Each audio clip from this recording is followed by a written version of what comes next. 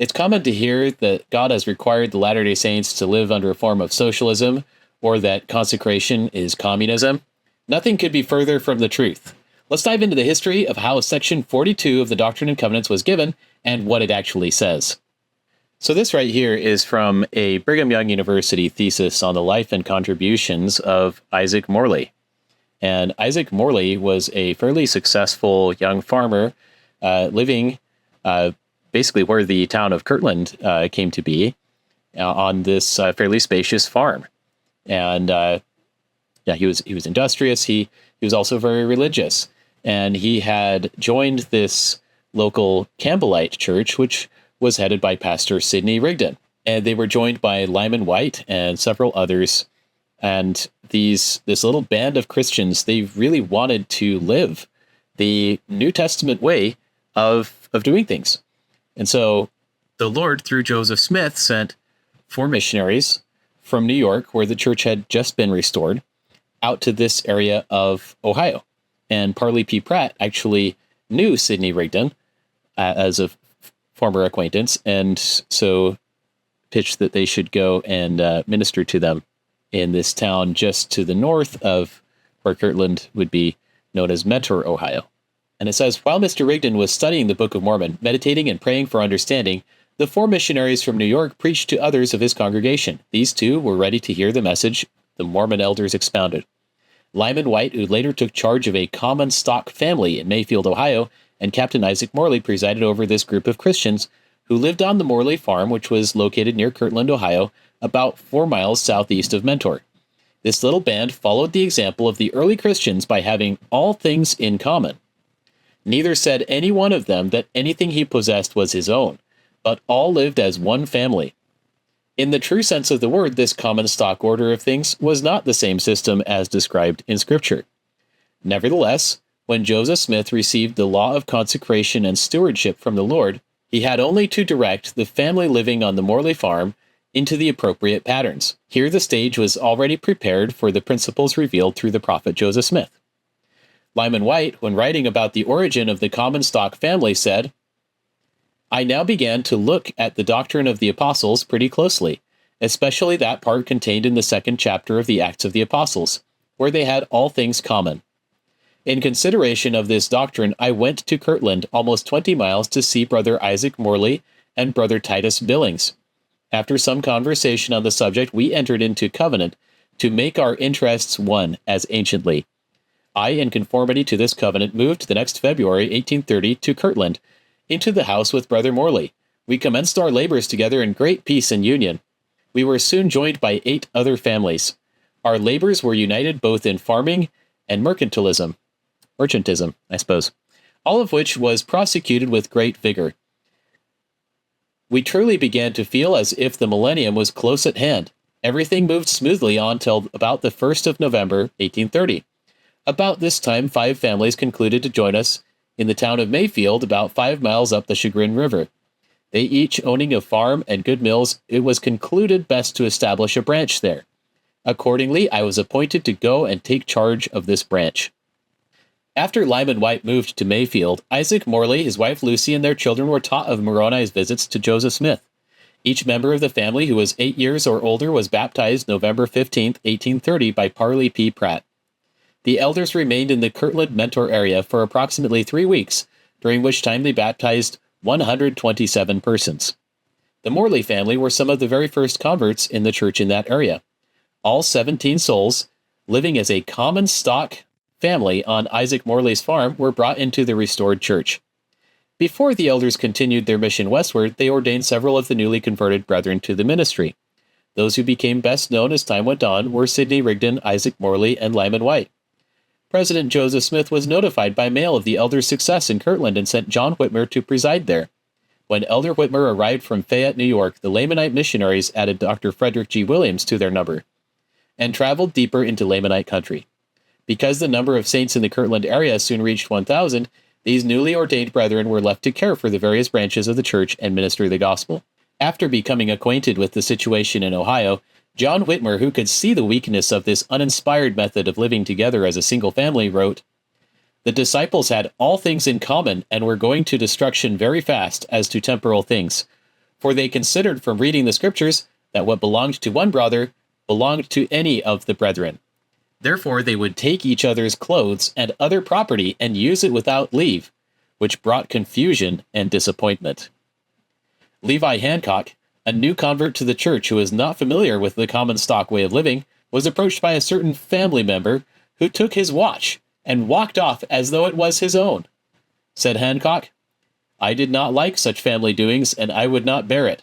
I thought he would bring it back soon, but was disappointed as he sold it. I asked him what he meant by selling my watch. 'Oh,' said he, 'I thought it was all in the family.'" The family member who took Levi Hancock's watch was Heman Bassett, and it was this confusion that actually led to the prophet Joseph Smith inquiring of the Lord and receiving section 42 of the Doctrine and Covenants. I invite you to look for a specific theme throughout this revelation on consecration, namely property rights.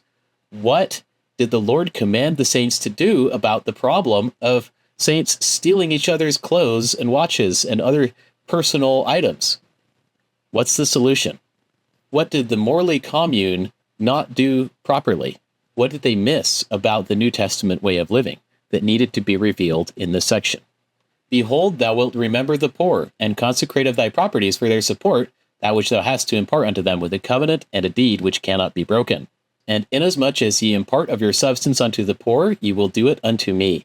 And they shall be laid before the bishop of my church and his counselors, 2 of the elders or high priests, such as he shall appoint or has appointed and set apart for that purpose. And it shall come to pass that after they are laid before the bishop of my church, and after that he has received these testimonies concerning the consecration of the properties of my church, that they cannot be taken from the church, agreeable to my commandments, every man shall be made accountable unto me, a steward over his own property, or that which he has received by consecration, as much as is sufficient for himself and family. And again, if there shall be properties in the hands of the church or any individuals of it, more than is necessary for their support after this first consecration, which is a residue to be consecrated unto the bishop, it shall be kept to administer to those who have not from time to time, that every man who has need may be amply supplied and receive according to his wants.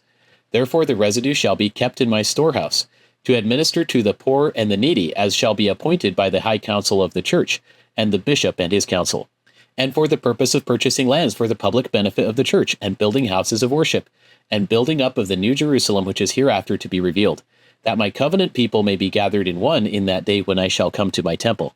And this I do for the salvation of my people. And it shall come to pass that he that sinneth and repenteth not shall be cast out of the church, and shall not receive again that which he has consecrated unto the poor and the needy of my church, or in other words, unto me. For inasmuch as ye do it unto the least of these, ye do it unto me. For it shall come to pass, that which I spake by the mouths of my prophets shall be fulfilled. For I will consecrate of the riches of those who embrace my gospel among the Gentiles unto the poor of my people who are of the house of Israel. Thou shalt not be idle, for he that is idle shall not eat the bread nor wear the garments of the laborer. Thou shalt stand in the place of thy stewardship. Thou shalt not take thy brother's garment. Thou shalt pay for that which thou shalt receive of thy brother. And if thou obtainest more than that which would be for thy support, thou shalt give it into my storehouse, that all things may be done according to that which I have said." So this is fascinating. The backbone of the law of consecration is, in fact, stewardships, which require us, according to verse 32, to be accountable to the Lord over our own property. Interestingly, there's still a concept of property, one's own property, private property, under the law of consecration. We infer from this, so you have private property, and this is what a stewardship means, is the Lord makes us accountable for our own property, right? So it's not just, it's mine and no one else can say anything about it. It's the Lord gives it to you as a stewardship, but he holds you accountable for that stewardship, right? So private property is still a thing under consecration. Not only that, but here's this commandment. Thou shalt pay for that which thou shalt receive of thy brother. So even though I think there's often this caricature about the millennium and eternity and so on, that there's not going to be any money anymore, because people misunderstand and they say, well, money is the root of all evil. No, that's not what the scripture says. Scripture says the love of money is the root of all evil, right? And yet here's the Lord commanding the saints to use money as part of the pattern of consecration. And if we have need of something, to pay for it. Isn't that interesting? And so you actually have these two underlying elements of the law of consecration. Number one, private property rights, aka stewardship, for which we are accountable to the Lord, and a free market, where people actually pay one another for the goods that they receive from each other. So equivalent exchange of value, which necessitates a medium of exchange, aka money. Now, all of this does mean that what we refer to as free market capitalism is actually a prerequisite to consecration. You can't have consecration if, like the people in the Morley Commune, you just take one another's things and you have no notion of private property rights and stewardship and boundaries. It just imagine it like you're about to eat this cheeseburger, it's going in your mouth, and like brother hungry at the other end of the picnic table lunges for it and snatches it right out of your mouth. You could not eat if nothing was properly yours. You could not wear clothing if nothing was properly yours. Other people could go and yank the shirt off your back, or like Heman Bassett did, swipe the pocket watch right out from Levi Hancock's pocket. And that is theft, frankly. That violates the commandment, thou shalt not steal. Property, while not the centerpiece of God's plan of happiness for his children, is actually necessary to our survival, to our prosperity, to our growth, and ultimately happiness. Happiness doesn't come from material things, but we could not even survive if we did not have things that were our own. A roof over our heads, a bed of our own to sleep in, sanitation, right? Your own bar of soap, your own toothbrush, your own stick of deodorant, right? There are a lot of things that shouldn't be shared, right? And so the idea of a commune that neglects property rights, or that it insists that all things are held in common among all people, is just outright wrong. And now there's something I want to point out about the wording of the scripture. It doesn't say they had all things in common. It said they had all things common among them. And that language is repeated in the Book of Mormon. It doesn't mean that they had no notion of private property. What it does mean is if one man had a toothbrush, another man also had his own toothbrush, in essence, right? That everything that they truly needed was common. It was common to see people wearing clothing. It wasn't uncommon, right? If there was prosperity, if there was wealth, if there was progress, then people would have what they needed. And another key point about consecration is it doesn't mean that all people had the exact same things or the exact same kinds of things necessarily. Because as we see here, the Lord makes us accountable, every man a steward over his own property, which he has received by consecration, as much as is sufficient for himself and his family. So if one man has a larger family, I don't expect him to have, the same size automobile necessarily as somebody who has a smaller family, because their needs are not equivalent, right? But also, there's another big point here, is that under consecration, people don't only have what they need. They're also able to satisfy their wants within reason, within as long as people's needs are able to be met. And it's interesting, it shall be kept to administer to those who have not from time to time, that every man may be amply supplied and receive according to his wants, right? And there are other places in the Doctrine and Covenants where it says that people are to receive an inheritance and a stewardship from the properties consecrated to the church. And the stewardships that the Lord is talking about aren't all the same. You see the example in Nauvoo, for example, where one brother was given an appointment and stewardship as a printer, and another was to run a store. You don't use all of the same articles, and you don't have all of the exact same property to run a store as opposed to a print shop or a farm or, a tannery or a blacksmith shop. Each of those stewardships requires unique tools. And if a man wanted to go and try something out and see if he could improve on his stewardship and basically invest his talents and learn more and gain more and do more with what he had, it was usual for him to go to the bishop and request more. And the Lord, of course, would hold him accountable for that. That if he was to squander those materials, use them unwisely, he would be held accountable and he could lose his stewardship over that, right? He could lose his appointment. But the key here is, underlying the law of consecration is private property rights. Those are sacrosanct. Those are never to be violated. No one ever gets to just come and take something that's yours or demand that you don't have any private property rights, or you're supposed to have all things communally shared. That doesn't work. You have to have private property. You have to have a free market. Or if you want something from your brother, you say, hey, I like that coat. Can I buy it from you? You can offer to buy it, sure.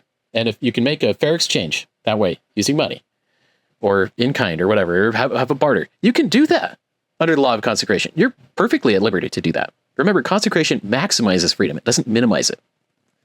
And so that's a key to understanding the stark differences, the eternal gulf that separates consecration from communism. And there's no coercion in this. If somebody wants out from the law of consecration, he's like, hey, I'm done consecrating. He doesn't get back what he's already given because he's already relinquished that. But he still gets to keep whatever he already has. Like the Lord respects people's private property rights. And so this is one way where saints living the law of consecration is actually perfectly compatible with any society that respects property rights and allows for a free market. If you have that, like in the United States of America, where there are laws protecting people's private property and protecting a free market and insisting that no one's property shall be taken without due process of law, et cetera, nor private property taken for public use without just compensation, right? Those are the exact principles that underpin the law of consecration. Thou shalt not steal, and thou shalt pay for that which thou shalt receive from thy brother. And then simply out of the surplus, the Lord asks his people to consecrate for the benefit of others so that they're not starving and so on, so that the poor and the needy are taken care of. And once everyone is, has a baseline level of prosperity, they don't have to have all exactly the same property. Again, you don't have to have the same color shirts as everyone else or whatever.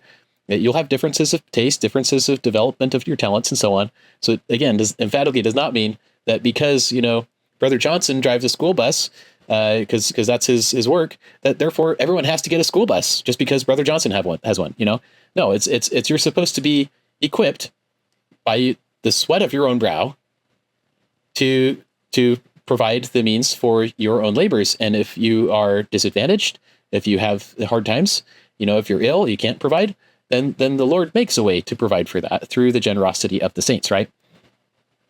Or if they're, and you have this fund that can in fact be used to build temples and purchase lands for the public benefit of the church and so on.